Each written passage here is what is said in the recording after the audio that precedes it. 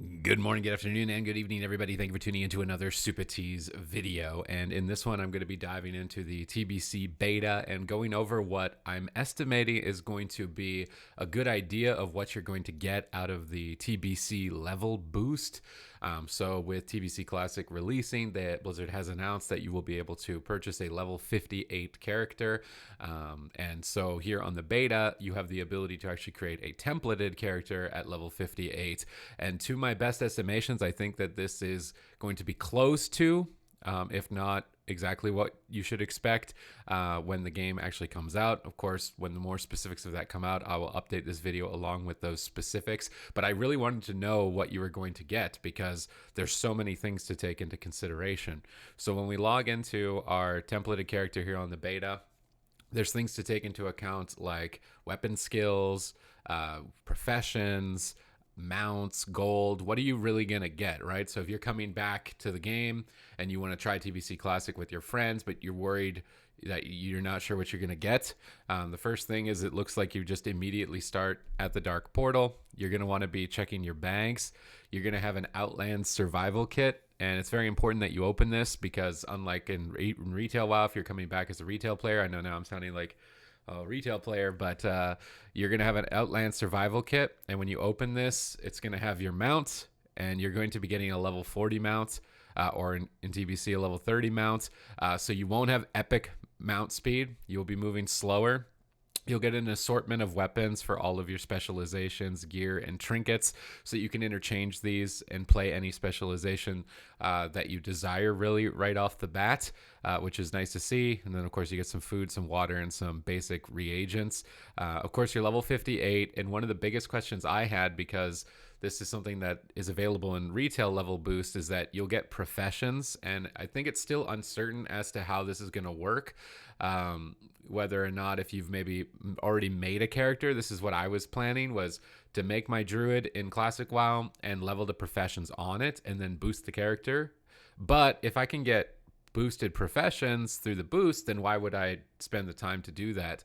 And this is where it's uncertain, because when I tested this on the beta, currently, if you make a Tauren, this is the only, I don't know why. I think it's maybe because Tauren gets some passive towards herbalism. Maybe this is a bug. It's likely a bug because it's the only one. But if you make a Tauren, you will get maxed out herbalism. No other race or class, when I created them, got any professions. They had level 1 professions. So if that is the case where you're going to get level 1 professions, which, to be fair, I feel like there's already a lot of controversy about the level boost, whether or not it's in the spirit of Classic. So to be fair to the players who had invested in their characters, I'm kind of on the side of the fence where you probably shouldn't get professions along with it. Just enough that you can get into the game, I think, is more than fair, which when I was testing it appeared to be. But you will also get your weapon skills leveled up, and this is a lot of time saved. Doing this type of stuff can be very tedious in Classic, but it looks like you will get all of your weapon skills to max, and then, like I said, you'll have your level 30 riding speed. So if you're preparing for Classic TBC and you've maybe got a retail character, my personal recommendation would be to work on getting some gold. Then you can use that gold to buy your epic mount speed. Don't waste your gold buying the normal mount speed on that character. Just save it because it looks like you're going to be able to get it, and then just use the gold later on. And I would recommend this for if you want to boost a class that's very challenging to level or time consuming to level or annoying to get into a group. So something like a warrior, if you're not a tank, if you're a solo player, like a warrior or a rogue, or for me, a druid. I'm leveling my mage in Classic manually, and I'm just farming gold on it, and I'm intending on saving all of that to give to my druid that I intend on boosting to level 58 to buy the mount speed and buy all the professions that I need to be able to PvP at max level, because that's what I'm most excited for moving into TBC, and that's kind of my main plan right now. And it feels like you've got time to do that. You also get a bunch of Runecloth bags, it looks like 14 slot bags, so just very standard. You're going to want to remember, also you'll get your max rank skills. You don't need to worry about ranking your skills up when you log in at level 58, it would appear. So you'll just get everything maxed out to when you are level 58. You want to remember your talents. I've actually seen a lot of people, when they're creating their template characters, forget that they have talents. And I mean, this sounds like just a basic reminder, but you want to make sure that you go into these. When I was leveling in Hellfire Peninsula, I tried some world PvP. I wanted to feel how powerful my character was overall, like how challenging is the content with a boosted character. And from observing other players, lesser experienced players, it actually does look very challenging as a boosted player. My recommendation, if you're new to classic TBC, because there's a lot of mechanics available in retail where if you kill a monster, you pick something up, it heals you to full, or you're just always healing yourself. Generally, you can just go monster to monster in retail and not even notice, maybe even pull 20 things at once. But for myself, I actually just ended up going more durability, tanky talents that were available to me that would help me survive. And that was very useful because if you're going into Hellfire Peninsula at level 58, you're already kind of below where everybody else is. They're going to be 60 if they've been playing Classic, and a lot of the monsters in there might be 63 if you're starting to push out past the initial questing areas. So picking tanky talents would be my recommendation. And also that can get you into groups for dungeons. But so far the dungeon XP, and I'm not sure if this is because it's tuned down for the beta because they just want us to test the quests or not. That might be the case.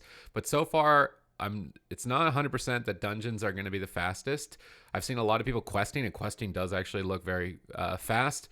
And that's how I remember it when I originally played through TBC. Questing was pretty good, although I do remember running a lot of Hellfire Ramparts and Blood Furnace on my way up to max level on alts. So you might have some flexibility when it comes to that. But just remember to put your talents in. You're going to get max rank spells. You're going to want to keybind those.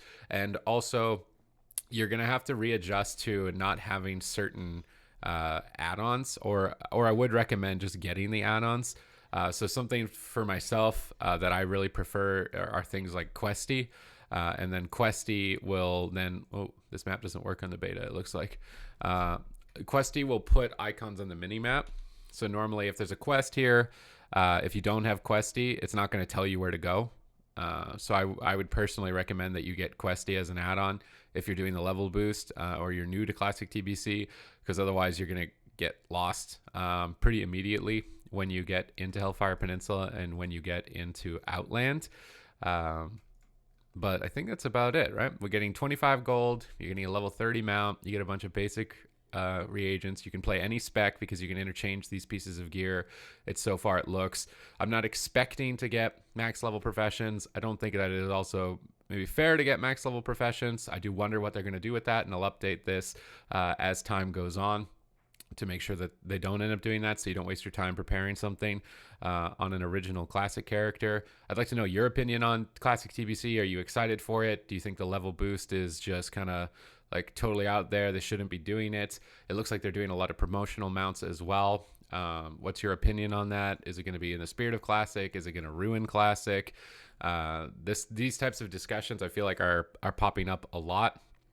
My stance on it is that I see the danger of kind of like contaminating the essence and the spirit of classic, where you need to manually level a character, but at the same time, this is going to get a lot more people into the game and populate the game a lot. So I think in the short term, it seems like a really good idea. And then the dangers are maybe more potentially in the long term. I know I see a lot of players complaining about botting, and I do hope that there are solutions to that if we end up seeing an excess of botting where people are just using the boost and exploiting the market within the game. I see that as potentially a big problem that obviously I wouldn't want to see happen. But to have one character boosted to level 58 in the short term, I think that it's going to allow a lot of people to play that would have otherwise not even considered it, which I think is a good thing. So maybe I'm going to get attacked for saying that's a good thing, but I see the pros and I see the cons of it. And I'm kind of curious to see what your point of view is in the comments down below. But I would think at this point that it's probably not going away, considering that they've already released images of promotional mounts and they've talked about the boost and stuff like that. And it seems to be pretty fleshed out on the beta. I feel like it's not something that's going to go away. So maybe it's better to gauge the discussion or aim the discussion at how to prevent the possible negative outcomes of including the boost in Classic, rather than talking about getting rid of it and axing it entirely. So yeah, just let me know what's your point of view on that. What's your thoughts on that? If you liked the video, please leave it with a thumbs up.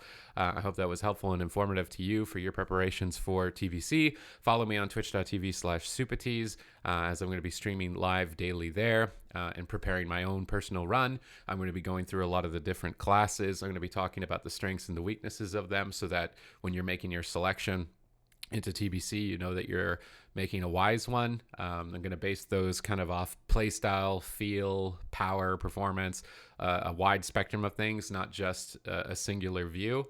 And then go over maybe some potential leveling strategies as well. So if this type of content interests you, I'm still going to be making Shadowlands content as well, and they're just going to be running parallel with each other. Other than that, thank you very much for watching, and I will see you in the next video.